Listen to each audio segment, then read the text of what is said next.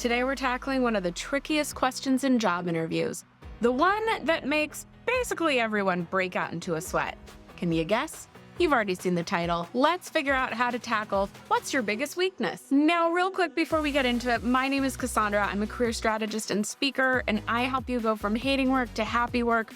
To do that, we've got to ace that interview. And while I don't hear this question being quite as popular as it once was, there is often still a question surrounding your weakness, a time you made a mistake, etc., where they want you to showcase a little bit of vulnerability, frankly. And so we need to learn how to tackle what's your biggest weakness, because most likely some form of it will come up in an interview.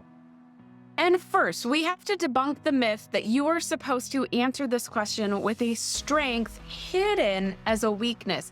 This is old school advice. Please, oh please, do not come into an interview and be like, oh, well, I'm just such a perfectionist, or, oh, I'm just such a workaholic. It's just so hard for me to leave work behind at the end of the day. We get it. You're a hard worker. Like that kind of answer, that's not what they're looking for anymore. So what's your biggest weakness is normally asked now because a hiring manager, the interviewer, wants to see that you know you are not perfect and that there are things you need to work. Wow, I can't talk today. There are things you need to work on, and you understand that, and you can show how you've worked on things, how you've improved.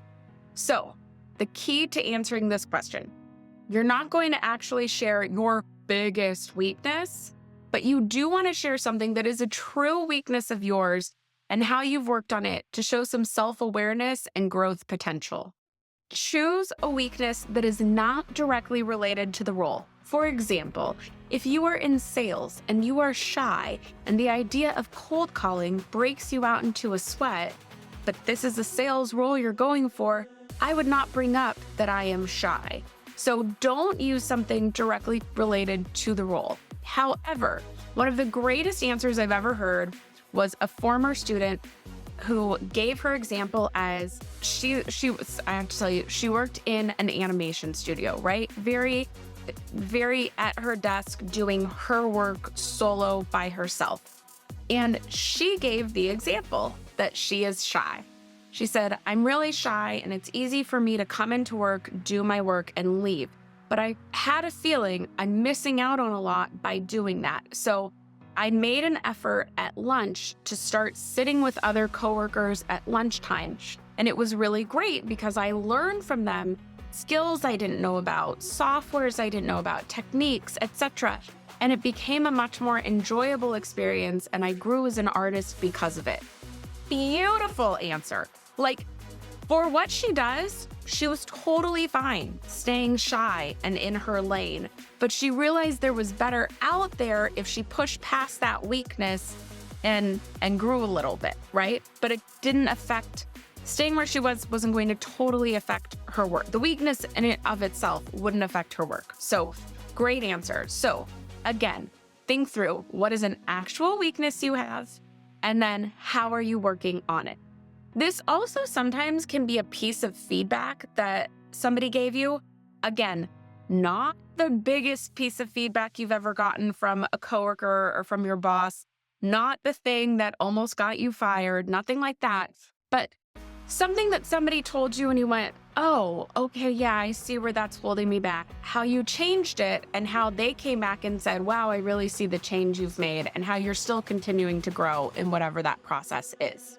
So notice that second part. You are going to share how you are working on it.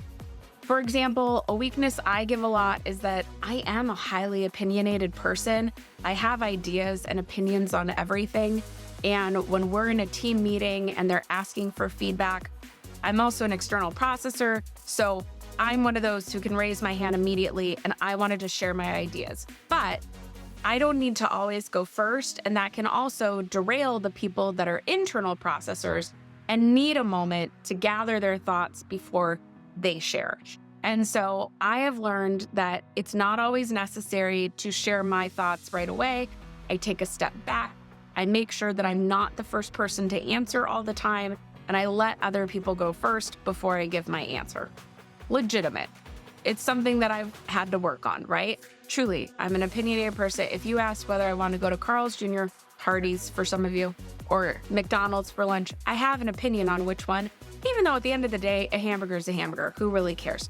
So I've learned to reel it in. My ideas don't need to be shared all the time. So basically, to sum it up, don't turn a strength into a weakness. Give a weakness that is actually legitimate, but not crucial to the role you're doing. And then always share how you're trying to improve on that weakness. If you want more help for interviewing, I have a free interview prep checklist below, or you can always book a practice session with me. I do interview coaching, and then I can hear your answer to this question, and we can tailor it just for you. So you can find links to both those things down below. That's it for today, and I will see you in the next one. Bye.